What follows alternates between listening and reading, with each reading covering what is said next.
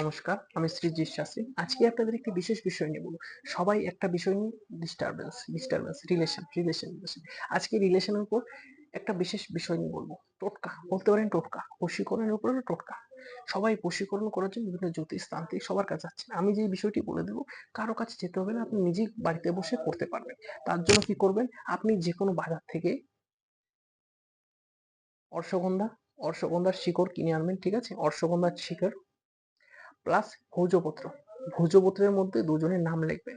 অমুক প্লাস অমুক লিখলেন, প্লাস অশ্বগন্ধার শিকড়, প্লাস নেবেন হচ্ছে কি আপনি গোরচন, একটু গোরচন নেবেন, প্লাস একটা রূপোর মাদুলি বা তামার মাদুলি নেবেন। মাদুলিতে সবকিছু ভরে সিল করে যে কোনো শনিবার বা মঙ্গলবার দিন ধারণ করলে, যে কাঙ্ক্ষিত ব্যক্তির নাম করে সে কবচটি ধারণ করলে সে বশীভূত হতে বাধ্য। তার জন্য কারো কাছে যেতে হবে না, কারোকে কোনো টাকা দিতে হবে না। এটা করে দেখুন, 100% রেজাল্ট পাবেন। ধন্যবাদ।